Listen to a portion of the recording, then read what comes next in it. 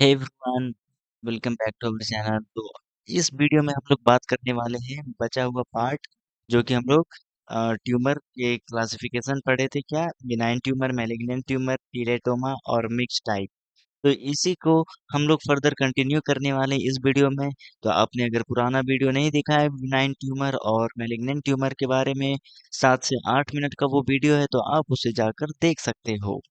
तो इस वीडियो में हम लोग बात करने वाले हैं किस किस के बारे में, जल्दी बताइए। तो इस वीडियो में हम लोग देखने वाले हैं, हाँ, तो इस वीडियो में हम लोग देखने वाले हैं किसके बारे में, टीरेटोमा के बारे में।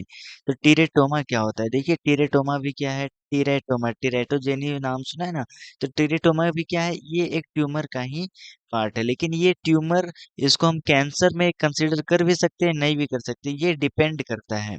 ठीक है, ये बात समझ में आया। इसको हम लोग कैंसर में कंसीडर कर भी सकते हैं और नहीं भी कर सकते हैं। ये डिपेंड करेगा, किसके ऊपर डिपेंड करेगा।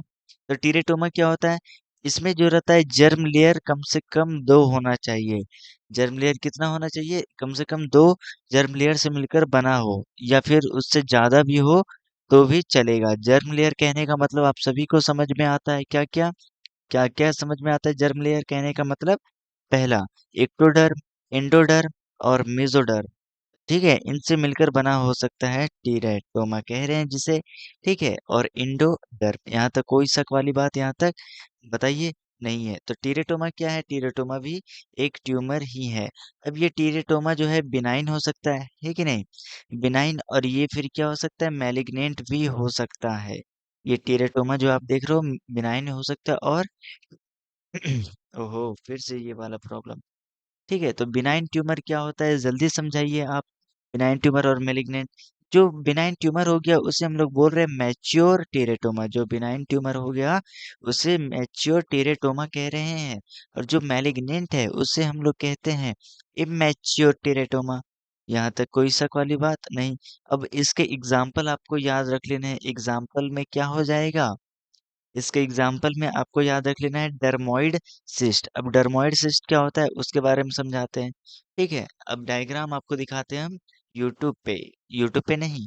ठीक है, डर्मोइड सिस्ट समझ में आ रहा है, मतलब ये भी क्या है, एक टीरेटोमा में ही है, जिसमें देखने को मिलता है क्या, हेयर जैसे स्ट्रक्चर। जैसे कि मैं आपको यहाँ पर लेके चलता हूँ यहाँ पे। ठीक है, डर्मोइड सिस्ट ये बच्चों में देखने को मिलता है, और इसका मैं आपको इमेज दिखाता हूँ। ये दिख रहा है, ये वाला, ये क्या है, टेरेटोमा ही है। डर्मोइड सिस्ट है जो कि हेयर्स लाइक हो गया है। ये यहाँ पर देख रहा है, हेयर्स हेयर्स कह रहे हैं ना, हेयर्स के जैसा। और यहाँ पर एक बात और, क्या, कि जो टफ्ट ऑफ हेयर प्रेजेंट है इस हॉलो कैविटी में, क्या प्रेजेंट है, हेयर जैसा प्रेजेंट है इस कैविटी में। ठीक है, और रोकितांस्की प्रोट्यूबरेंस कहते हैं, क्या कहते हैं, रोकितांस्की प्रोट्यूबरेंस। प्रोट्यूबरेंस का मतलब समझ में आ रहा है, मतलब बाहर निकला हुआ, किसी भी चीज का बाहर निकल जाता है उसे प्रोट्यूबरेंस कहते हैं। और रोकितांस्की प्रोट्यूबरेंस को जब हम लोग काट के देखते हैं तो ये हेयर, टफ्ट ऑफ हेयर हमें उसमें दिखता है। तो हम फिर से वापस ले आते हैं यहाँ तक, डर्मोइड सिस्ट यहाँ तक समझ में आ रहा है डर्मोइड सिस्ट के बारे में। यहाँ तो कोई शक वाली बात नहीं। ठीक है, ये क्या हो गया, बिनाइन सिस्ट टेरेटोमा हो गया। क्या हो गया, बिनाइन सिस्ट टेरेटोमा हो गया। ठीक है, अब यहाँ पर एक बात हमने बोला, रोकी तांस्की, रोकी तांस्की टीरे हम्म, रोकितांस्की टीरेटोमा है ना, क्या कह रहे हैं हम लोग, रोकितांस्की प्रोट्यूबरेंस कह रहे हैं।